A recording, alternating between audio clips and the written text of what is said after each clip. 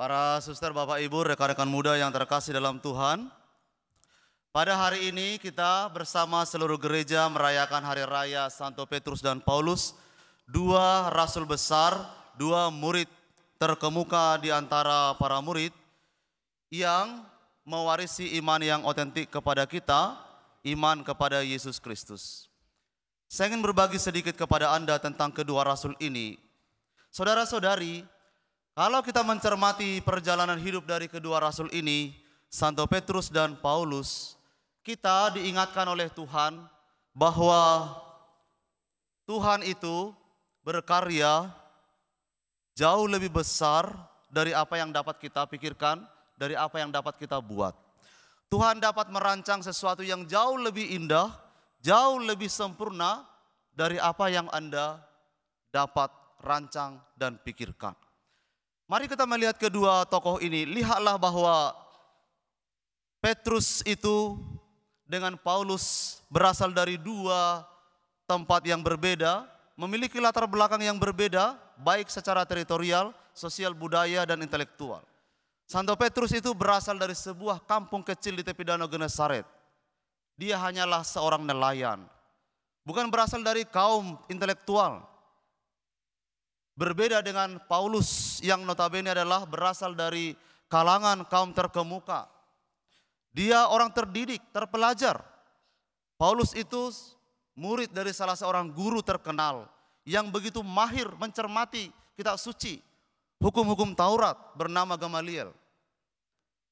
Tapi saudara-saudari, lihatlah bahwa mungkin lalu kita bertanya dalam hati, mengapa kedua orang ini bisa menjadi terpilih, menjadi orang-orang besar, yang bukan hanya jabatannya yang besar, tapi pelayanannya besar, pengorbanannya besar, kesetiaannya besar kepada Yesus. Apa yang membuat mereka sedemikian ini, saudara-saudari? Saya menemukannya adalah kedua rasul ini itu punya pengalaman pribadi bertemu dengan Tuhan. Pengalaman itulah yang membuat mereka lalu melihat bahwa ternyata Yesus ini yang mereka kenal ini bukan hanya sekedar pribadi sama seperti yang lain, tapi ini adalah pribadi yang sungguh-sungguh jalan kebenaran dan kehidupan. Santo Petrus memang kalau kita mencermati dalam kitab suci, itu pertama-tama adalah murid dari Santo Yohanes Pembaptis. Lalu saudaranya lah yang bernama Andreas itu memperkenalkan Petrus kepada Yesus. Ketika Yohanes Pembaptis mengatakan, lihat itu, di sana ada anak domba Allah. Lalu mereka berjalan, kedua murid ini. Lalu Andreas memperkenalkan Petrus, kami ini sudah melihat, sudah menemukan Mesias. Ayo kamu ikut. Lalu saudara-saudari lihat, pada waktu itu sejatinya Yesus itu sudah memberi semacam clue kepada Petrus. Kamu akan disebut Kefas, artinya wadas atau batu karang. Tapi saya yakin Petrus pada waktu itu belum mengerti apa yang dimaksudkan oleh Yesus tentang dirinya. Saudara-saudari, ada pengalaman yang jauh lebih dalam lagi bersama dengan Yesus yang dialami oleh Petrus. Ingat ketika Petrus bersama dengan teman-temannya pergi menebarkan jala di danau pada malam hari, tidak dapat apa-apa. Lalu Yesus datang, bertolaklah ke tempat yang dalam, tebarkan jalamu. Petrus sebagai manusia yang sangat rasional berkata, Guru, saya tidak akan mau. Sudah sepanjang malam kami ini bekerja keras. Tidak dapat apa-apa. Tapi karena engkau yang menyuruhnya, aku juga akan menebarkannya. Lalu karena Petrus mau melakukan itu dengan imannya yang sedemikian itu, dia menebarkan jalannya, dia melihat banyak sekali dapat ikannya. Lalu Petrus mengungkapkan sebuah ungkapan spontan keluar dari dalam hatinya, Tuhan pergilah, aku ini orang berdosa. Saudara-saudari yang terkasih, lihatlah bahwa Petrus itu adalah lambang kegembalaan Kristus di tengah-tengah gereja kita, penggembalaan dan kesatuan seluruh umat Katolik di seluruh dunia ini. Tapi Petrus tidak dikatakan dalam kitab suci sebagai orang yang imannya sempurna.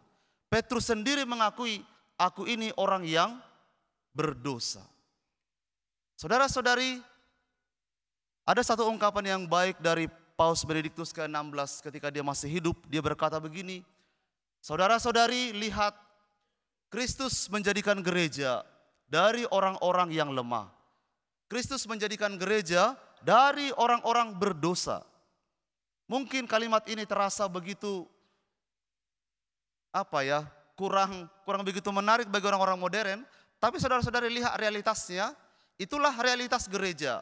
Gereja tidak ingin menunjukkan dirinya sebagai orang yang sempurna di tengah dunia ini, tapi gereja ingin menghadirkan Kristus yang datang sebagai gembala, yang menyambut orang-orang yang lemah, yang mengasihi orang-orang yang berdosa. Kalau Anda melihat dan membaca dokumen-dokumen gereja yang dikeluarkan oleh kepausan, ada satu ungkapan yang menjadi semangat gereja. Servus Servorum Dei. Pelayan dari para pelayan Tuhan. Gereja ingin menunjukkan bukan sebagai seorang tuan yang datang untuk dilayani, tapi gereja ingin menghadirkan diri seperti Kristus yang datang untuk melayani dan mengorbankan seluruh dirinya untuk saudara-saudaranya. Maka saudara-saudara terkasih, kalau Petrus berkata bahwa dia adalah orang berdosa, tapi lalu dijadikan dia terpilih menjadi dasar di mana gereja berdiri oleh Yesus, itu bukan satu kebetulan. Yesus punya sebuah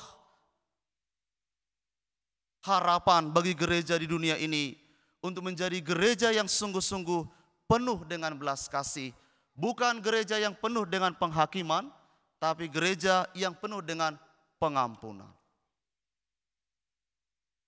Saudara-saudari, itulah Santo Petrus. Dan kalau kita berbicara Santo Paulus, juga punya pengalaman yang sedemikian rupa. Paulus itu kita tahu dalam perjalanannya ke sebuah tempat bernama Damsyik itu, dia di sana mengalami perjumpaan dengan Tuhan. Paulus yang begitu bersemangat mencari-cari Anda yang orang-orang yang terdeteksi sebagai orang-orang yang percaya pada Kristus, dicari, ditangkap, dianiaya, dibunuh.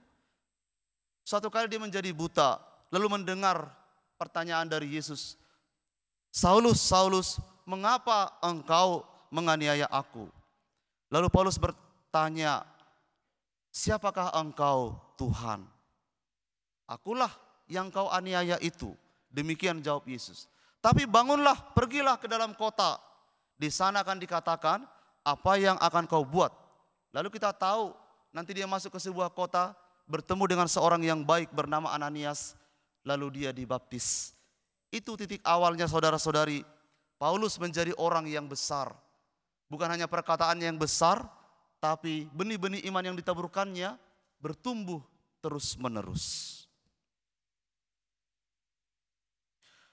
Dalam bacaan kitab suci hari ini kita mendengar bahwa Santo Paulus ini sungguh-sungguh menyadari dengan baik bahwa dia sudah menaburkan benih iman itu, menghidupinya dengan setia.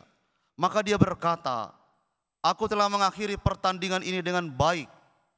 Aku telah mencapai garis akhir dan memelihara iman dengan baik. Saudara-saudari yang terkasih, ternyata untuk menerima iman itu tidaklah cukup menerima dengan pikiran dan perkataan saja. Iman itu butuh komitmen, kesetiaan di dalamnya. Paulus menggambarkannya sedemikian rupa, pertandingan. Coba bayangkan saudara-saudari, iman itu pertandingan. Ingin menunjukkan kepada kita sebuah pergumulan yang harus dimenangkan. Ada sebuah kompetisi di sana, tapi tentu bukan kompetisi yang Anda bayangkan lalu mendapatkan sebuah hadiah. Tapi kompetisi yang didasari sebuah harapan. Orang punya iman, lalu berani bertahan memenangkan pergumulannya di dalam perutusan hidupnya. Dan Paulus merasa itu sudah selesai, sudah mengakhirinya dengan sempurna. Paulus mati sebagai orang yang setia kepada Kristus. Paulus bersama dengan Santo Petrus menunjukkan kepada kita kesetiaan iman. Ungkapan terakhir, ungkapan yang dinyatakan oleh Petrus engkau adalah Mesias, anak Allah yang hidup. Saudara-saudari, itu ungkapan yang sangat sederhana, ungkapan yang begitu singkat. Tapi Yesus mengatakan, itu bukan karena kamu, itu adalah karena Bapa yang memampukan Petrus untuk mengatakannya. Kita, gereja saudara-saudari, bukanlah kumpulan orang-orang yang punya bangunan yang istimewa pertama-tama. Gereja itu adalah himpunan orang-orang beriman yang mengaku seperti Petrus dengan mulutnya, dengan hatinya. Engkau adalah Kristus, Mesias, anak Allah yang hidup. Selama gereja masih mengaku dengan itu, berdirilah gereja dengan kokoh kuat. Alam maut tidak akan menguasai. Mentalitas dunia ini tidak akan menyurutkan gereja. Tidak akan meninabobokan gereja. Gereja akan terus bersuara kalau imannya kepada Kristus seperti yang diungkapkan oleh Petrus ini. Saudara-saudari, Petrus meninggal disalib, tapi tidak seperti Kristus. Dia meminta supaya Petrus itu disalib terbalik, karena Petrus merasa belum sempurna seperti Kristus. Ini mengingatkan kita, kita tidak akan pernah sempurna mungkin seperti Kristus, tapi percayalah bahwa kesetiaan kita kepada Kristus adalah jaminan keselamatan bagi kita. Tuhan memberkati